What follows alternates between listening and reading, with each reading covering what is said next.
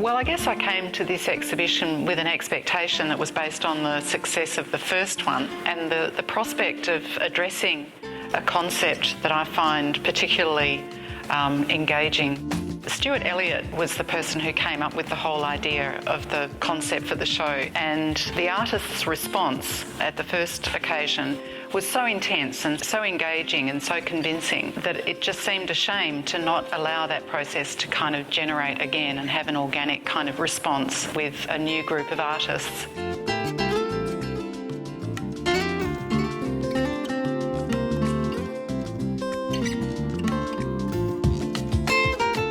The curatorial premise needed to take into account the sensibilities of the police force and also the Police Commissioner's Bright Blue funding for sick children, who are the beneficiaries of the fundraising aspect of this exhibition.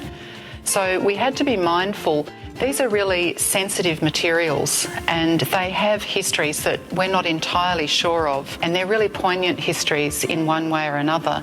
And you can't read them any other way than with that kind of poignancy. So we were mindful in the process of making things, but also in the process of actually making sure that work that was included in the show didn't breach any kind of protocols that were established very early in the curatorial premise, which is that we don't reproduce weapons as such, that the work actually engages with the conceptual nature of the social issues surrounding weapons.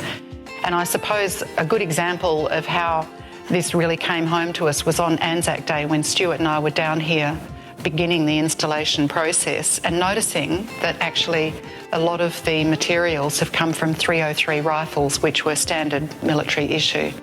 So that was really quite profound in its connection.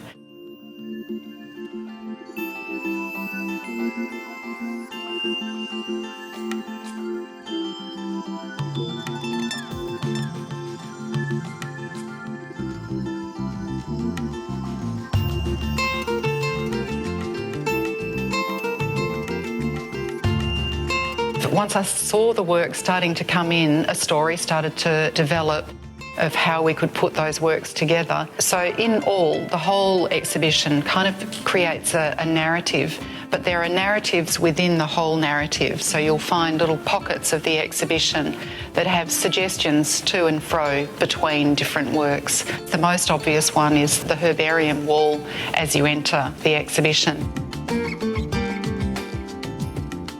But even the entrance wall talks to the whole idea of spears and pruning hooks and that resonance, even that kind of thinking has. Even the whimsical has an air of menace, potentially, so we have to be really careful with that reading. And then we can perhaps adjust that reading by marrying that work up to something that says something different. But the whimsy is certainly something that really has like a social kind of application. It fits really well, especially with the bright blue aspect of the show. The excitement came from the possibility of doing it again and the possibility also of creating a biennial, which is now being run through ECU's art collection. So we've had really extraordinary support, so I suppose all of those things have meant that this has been a really enjoyable process.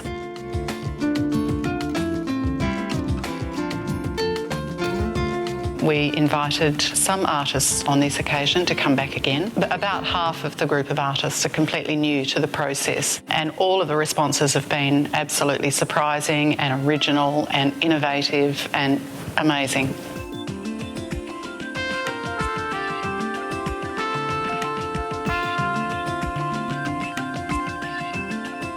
It was largely artist reputation, but also knowing the practices of the artists and just thinking ahead of what would this artist do with these materials and with this brief. But also there was a concerted effort for egalitarianism, that we wanted to go across the board, not just focus on a particular group of artists or a particular kind of practice or a particular institution. We wanted it to be across the board.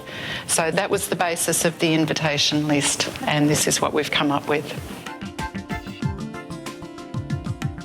But I think artists have responded really very strongly and with great innovation to the curatorial premise and created works that certainly make a comment on weapons and their role within a culture and their impact, what they can communicate when they're put into a different context, when they're recreated, when they're mixed with other materials and then other artworks. So there's a whole wealth of ideas here that have been expressed so eloquently and with such great articulation. And I suspect that when we do another show, there'll be a whole new range because they generate that kind of idea and that impetus for creating objects and artworks.